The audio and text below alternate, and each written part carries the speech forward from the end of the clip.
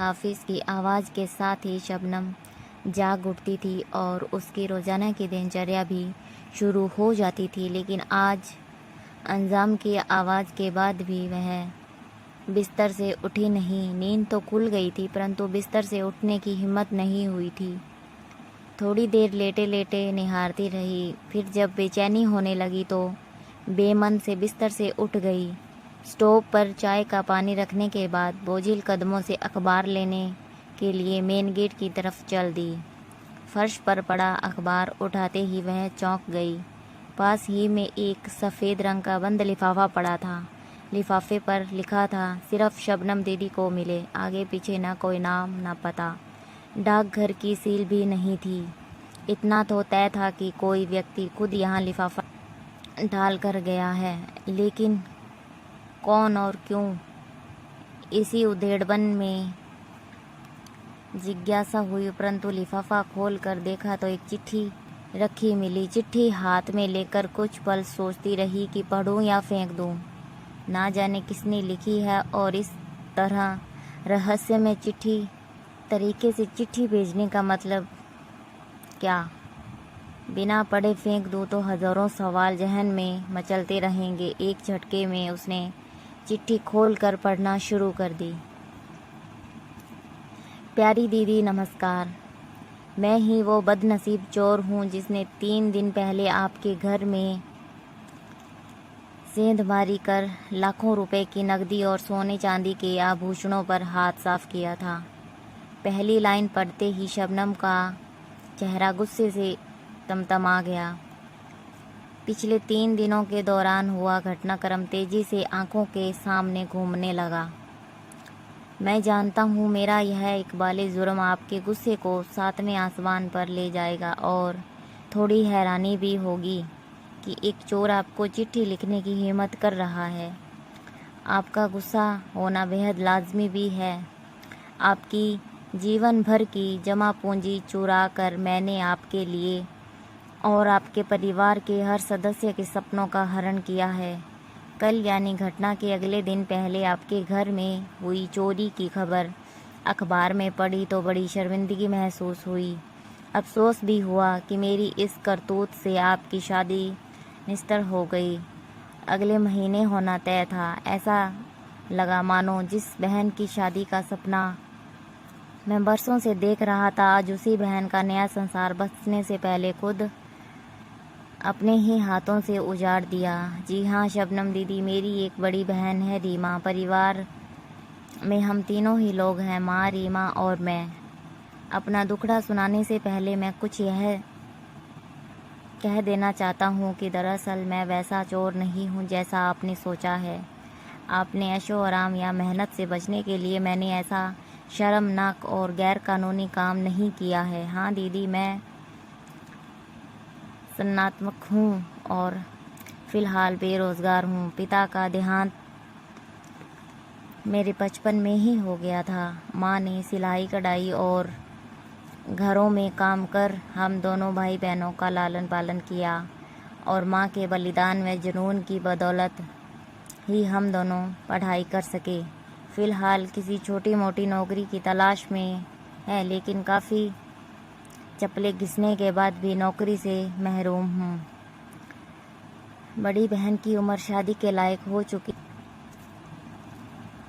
उसकी आंखों में शादी को लेकर सजने वाले सपने मुझे साफ नज़र आते हैं, लेकिन घर की आर्थिक स्थिति के चलते यह खामोशी धारण किए हुए है। मैंने और माँ ने बहुत प्रयास किए कि किसी तरह यहाँ वहाँ से पैसा उधार लेकर रीमा की शादी कर दे, लेकिन हर जगह दहेज और शादी कार्यक्रम के अच्छे इंतज़ाम की डिमांड हमें मजबूर करती रही और फिर हम जैसों की मदद भी कौन करता है। बेटी की शादी ना होने से माँ भी दुखी रहने लगी। माँ का दुख और बहन की घुटन मुझसे बर्दाश्त नहीं हुई। इसी जद्दोजहद और पशोपेश के चलते मैंने चोरी जैसे घृणित अपराध को अंजाम देने का दुस्साहस कर डाला। करीब 10 दिन अगल बगल के घरों की रेकी करने के बाद आपके घर में चोरी करने का मौका मिला और आपके घर से लाखों का सामान चुरा लिया। मैं खुश था कि अब धूमधाम से रीमा का विवाह कर सकूंगा, उसके सपने पूरे हो जाएंगे। साफ है कि चोरी की बात मैंने तो माँ को बताई नहीं और ना ही बहन का जिक्र किया। हाँ, इतना भर ज़रूर कह दिया कि हम अब घबराने की ज़रूरत नहीं है। अच्छा लड़का देखना शुरू कर दो, शादी के लिए रुपए व आभूषण का इंतज़ाम मैं किसी तरह कर दूंगा। माँ व बहन दोनों ही बहुत खुश हुए, इतने खुश हुए कि उन्होंने यह भी नहीं पूछा कि बेटा इतने पैसों का इंतज़ाम कहाँ से और कैसे करेगा। शादी की बात सुनकर तो रीमा का चेहरा शर्म और जैसे दमक उठा था। उसकी खुशी देखकर मैं गदगद हो गया। पहली बार एहसास हुआ कि अपनी जिम्मेदारी और कर्तव्य का निर्वहन करना कितना सुखदायक और मन को आनंदित करने वाला होता है। बहन की शादी कर हम दोनों माँ बेटे मानो चारों धाम की यात्रा ही कर लेंगे, लेकिन क्या एक बहन की ज़िंदगी उजाड़ कर दूसरी बहन की खुशियाँ खरीदी जा सकती है? आपकी आंखों में बहते आंसुओं से मेरी बहन के जीवन में कभी खुशियों की बारिश नहीं हो सकती। दीदी, मनुष्य को इतना भी निर्दय नहीं होना चाहिए कि वो अपनी खुशियों के लिए दूसरों का घर संसार उजाड़ दे। रीमा के भाग्य में यदि शादी की खुशियाँ लिखी होगी तो यह हर हाल में उसे मिलकर ही रहेगी। बूढ़े बड़े कहते हैं कि भगवान ने सबकी जोड़ियाँ बनाकर ही नीचे भेजा है। मैंने सोच लिया है कि आपके सारे रुपए और एक एक आभूषण आपको लौटा दूंगा। कल दिन भर चिंतित मन करने के बाद मैंने सामान लौटाने का यह तरीका अपनाया है ताकि आपसे क्षमा याचना कर सकूं और हो सके तो मुझे माफ़ कर देना। दीदी, मैंने आपका सारा सामान एक थैले में रख कर आपके घर के मेन गेट से टिका कर रख दिया है। जब तक आप सामान नहीं उठा लोगी मेरी नज़र उस पर जमी रहेगी ताकि कोई और ना चुरा ले जा सके। एक साथ कई तरह के भाव शबनम के चेहरे पर आकर धमाचौकड़ी करने लगी। चिट्ठी हाथ में दबाए वह बहुत तेज़ी से दरवाजे की ओर दौड़ी। एक झटके में दरवाज़ा खोला, थैला वहाँ रखा था। जल्दी से थैला उठाकर वो अंदर ले आई। एकदम से बिस्तर पर पलट दिया। नोटों की सभी गड्डियाँ और एक एक जेवर सही सलाम। उसकी आंखों से आंसू और होठों पर मुस्कुराहट थिरक उठी। शबनम ने सारे पैसे और जेवर अपने दोनों हाथों में समेट कर चेहरे से लगा लिए।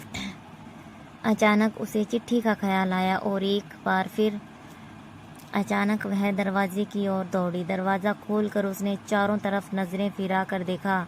सूनी सड़क पर कोई भी नहीं दिखा। चिट्ठी अभी पूर्ण नहीं हुई थी। आगे लिखा था, एक गुजारिश है दीदी, इंसानियत व कानून दोनों की नज़र में मैंने ऐसा अपराध को अंजाम दिया है, उसकी सज़ा भी कानून में तय है।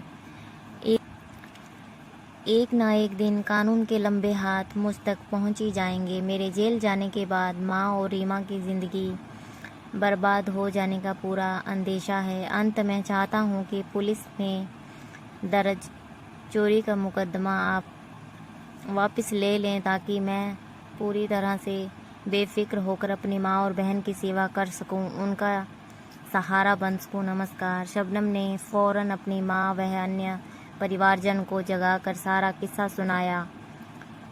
उसके सामने जेवर व रुपए रख दिए। माँ को तो खुशी के मारे रो रो कर बुरा हाल हो गया। सभी ने भगवान का लाख लाख शुक्रिया अदा किया और ईमानदार चोर की इंसानियत पर शबनम ने सामान वापस मिलने की जानकारी पुलिस को देकर अपनी FIR वापस ले ली।